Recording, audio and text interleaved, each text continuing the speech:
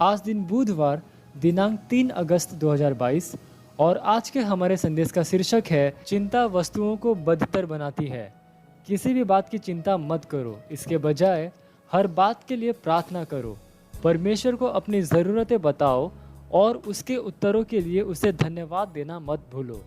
यदि तुम ऐसा करते हो तो तुम परमेश्वर की उस शांति का अनुभव करोगे जो कि मानवीय दिमाग की समझ के परे अति अद्भुत है। उसकी शांति तुम्हारे विचारों और तुम्हारे हृदय को शांत रखेगी और विश्राम में रखेगी, जैसे ही तुम मसीह यीशु में भरोसा करते हो। हालेलुया। आप पढ़ सकते हैं फिलिपियों अध्याय 4 वचन 6 से लेकर 7 TLB अनुवाद से। क्या आपको यह तथ्य पसंद नहीं कि एक मसीही के रूप में आपको किसी भी वस्तु के लिए चिंता करने की आवश्यकता नहीं है? यह जीवन में से तनाव को बाहर निकाल देता है। चिंता करना वस्तुओं को केवल बदतर बनाता है। मत्ती अध्याय 6 वचन 27 TPT में यीशु के वचनों को याद करो। उसने पूछा, तुम में से ऐसा कौन है जो चिंता करके अपने जीवन में कुछ भी बढ़ा सकता है? अपने किराए के विषय में चिंता करना अस्वीकार कर दो। अपने स्वास्थ्य के विषय में चिंता करना अस्वीकार कर दो। किसी भी वस्तु के विषय में चिंता करना अस्वीकार कर दो। कुछ लोग विश्वास करते हैं कि यदि वे चिंता नहीं करेंगे और घबराएंगे नहीं तो परमेश्वर उनकी स्थिति के विषय में कुछ नहीं करेगा। वे इस बात को नहीं जानते कि चिंता वास्तव में एक व्यक्ति के जीवन में परमेश्वर की सामर्थ्य को तोड़ देती है। यदि चिंता करने से कोई सकारात्मक प्रभाव बनता तो परमेश्वर ने कहा होता, चिंता करो, असल में बहुत चिंता करो। लेकिन उसने ऐसा कभी नहीं कहा। इसके बजाय उसने कहा, अपनी चिंताओं को भूल जाओ। तुम क्यों कहोगे हम क्या पहनेंगे, क्योंकि अन्य जाति इन बातों की खोज में रहते हैं।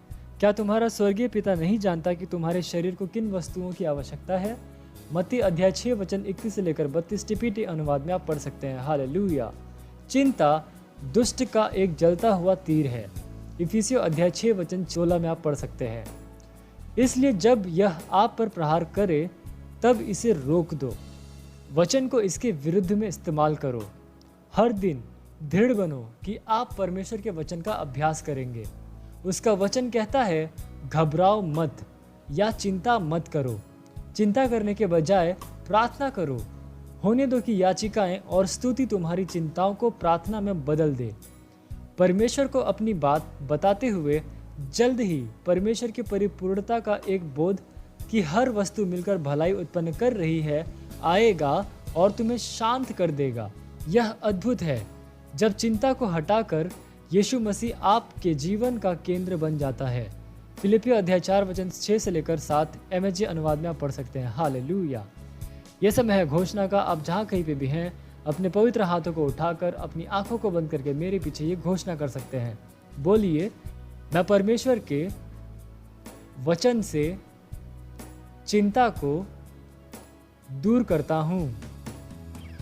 मैं किसी भी वस्तु की चिंता नहीं करता, बल्कि हर वस्तु में मैं अपने निवेदन परमेश्वर को बताता हूँ और परमेश्वर की शांति जो सारी समझ से परे है मेरे हृदय और दिमाग को सुरक्षित रखती है। सारी वस्तुएं मिलकर मेरी भलाई उत्पन्न कर रही है। मैं कभी भी घाटे में नहीं हो सकता। धन्य है परमेश्वर। Hallelujah, praise the Lord. आप अतिरिक्त अध्ययन पढ़ सकते हैं मत्ती अध्याय 6 वचन 25 से लेकर 34 और एक वर्षीय बाइबल अध्ययन योजना में आप पढ़ सकते हैं रोमियो अध्याय 7 वचन 7 से लेकर 25 और भजन संहिता अध्याय 64 से लेकर 66।